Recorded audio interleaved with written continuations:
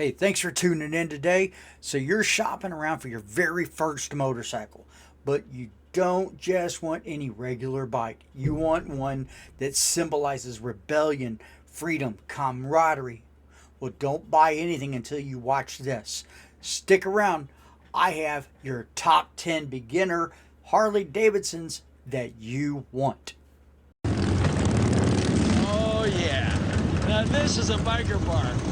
Welcome to Kickstands Up Radio, the podcast where we discuss all things motorcycles, from the latest gear to the best routes for your group ride.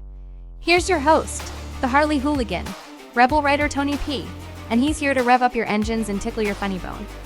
So grab a cold one, pull up a leather seat, and let's ride into the hilarious world of biker culture. Just remember, if you're not living on the edge, you're taking up too much room in the garage. Excuse me, I'd like to ask you a few questions. Gentlemen, let's broaden our minds. Welcome back. I'm the Rebel Rider, Tony P, and I know what all you beginning riders want. You want a Harley Davidson.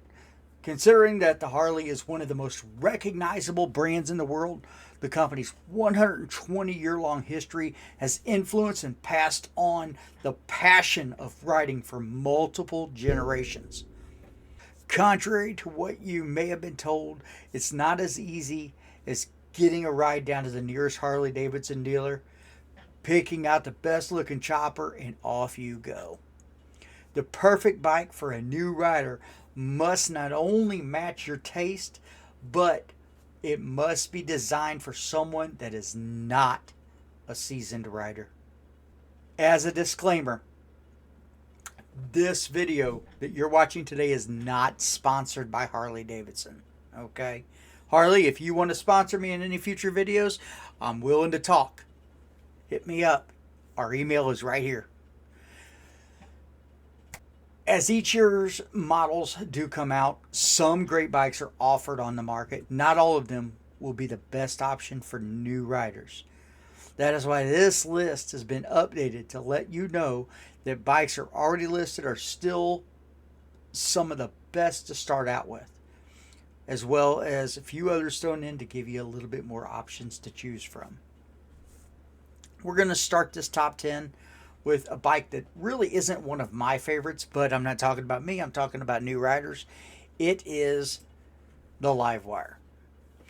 Number 10 is our Harley Davidson Livewire. It's an all-electric and full of power. It's great to see that the four-wheeled automobiles are not the only ones going electric. But who would have thought that Harley Davidson would produce a bike that was all electric? I really didn't. The Livewire is such as bike.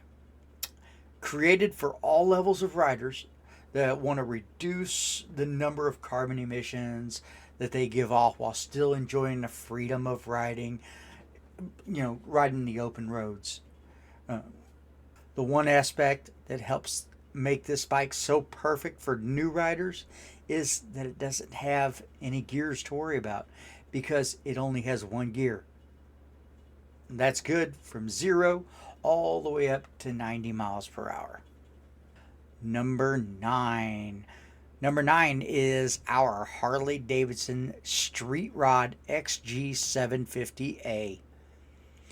It's a little bit more than the Street 750. You might have already guessed that the Harley Davidson Street Rod XG7 750A was molded after the very popular Street 750, which is a great beginner bike. Simply by the numbers in the name, if so, you would be correct. But it was only the beginning because the people at Harley Davidson took the Street Rod one step further by increasing the engine's power, improving the handling, and creating a more comfortable ride.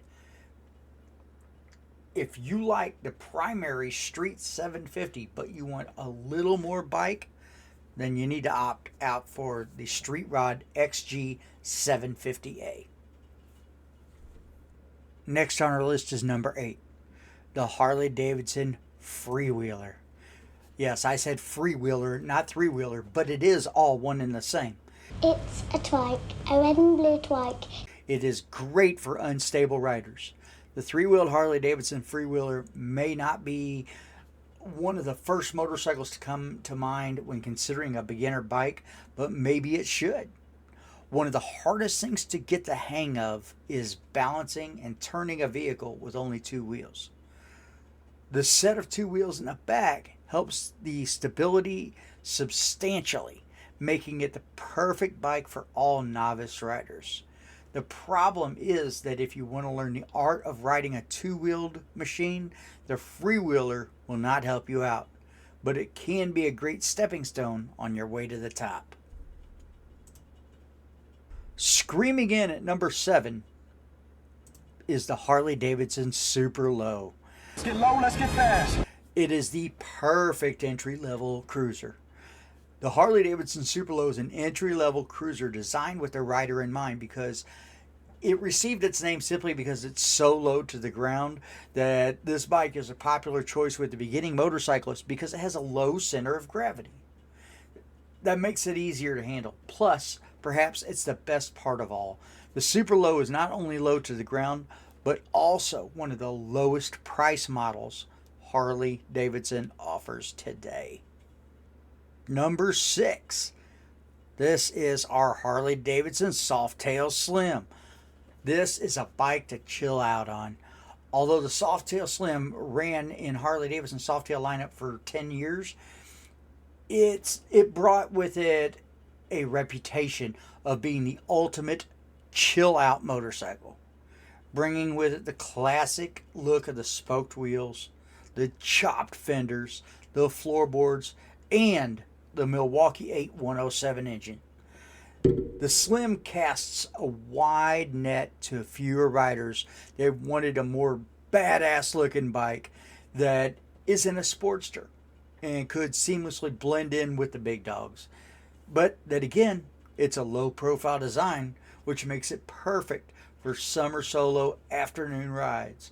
Its low seat height, only 25.5 inches, also makes it a very popular bike for the female riders. Ladies, get your motor running. We have reached a halfway point in our list, number 5. And number 5 ushers in the Harley Davidson Street Bob 114. This bike is maneuverable and comfortable. If there was a Harley Davidson that checked off all the boxes for a new rider, no model, hands down, would do it better than the Street Bob. Street Bobs are certainly one of the most well-rounded bikes on this list because they are just as maneuverable and easy to use as the Sportster, but being built on the larger Softail frame. Now, this allows you to sit more comfortably for more extended periods. Aside from the motorcycle embodying the best of both classes, the Street Bob is also one of the most customizable, featuring a diverse range of stock and aftermarket options. And how fitting. How fitting is this? Number 4 on our list also has a 4 in the name. Number 4 is the Harley Davidson 48. This is the Sportster on steroids. It is a Sportster with adjustable suspension. If you're in the mood for a lightweight Sportster that looks tough and muscular while also being easy to ride, then the 48 is the bike for you. Built around the same frame as the Iron 883 and the Iron 1200, the 48 also gives local riders an extra kick in for manageable power with its air-cooled 1200cc V-twin Evo engine. But unlike the Iron 883 and the Iron 1200, the 48 is a Sportster in a class all of its own. This is due to a few things. One, a lower seat height, 26.2 inches, forward controls, and a 2.1 gallon peanut fuel tank. Of course, we can't forget its signature chunky front and rear tires. Combined with its adjustable suspension, this bike can eat up all the cranks and bumps in the road while giving off a bulldog vibe. And yes, I mentioned it already, if you've been paying attention.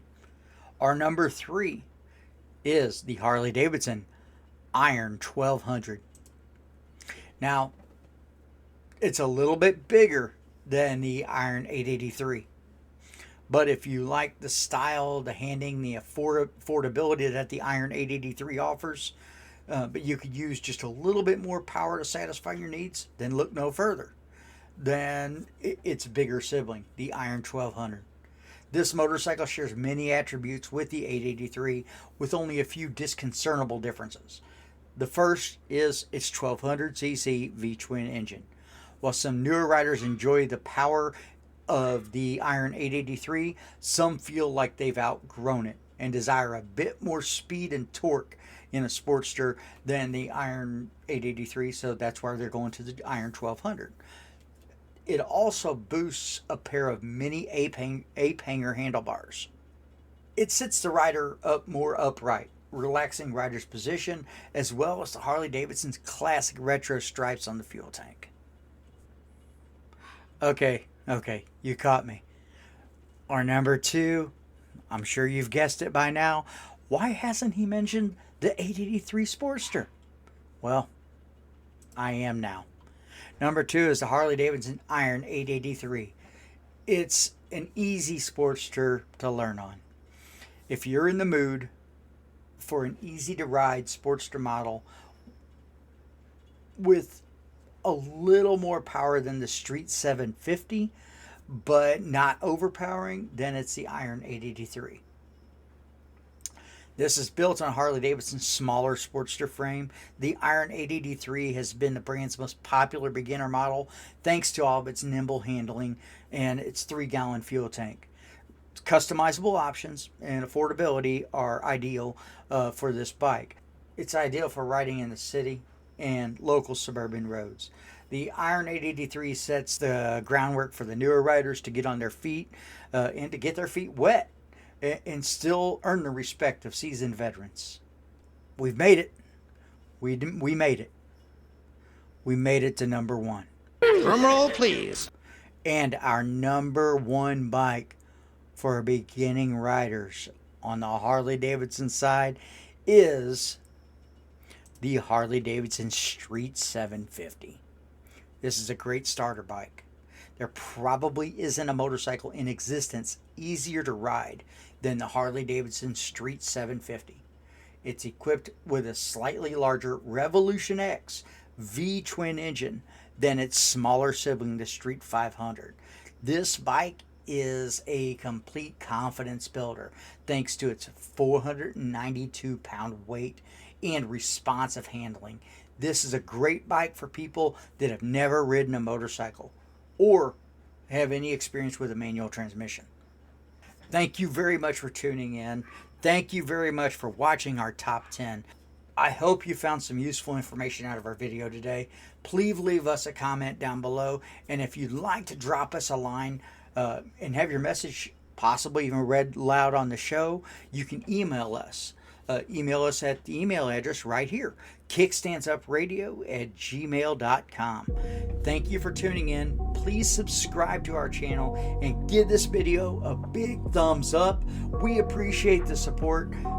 Thank you, and we look forward to seeing you again very soon.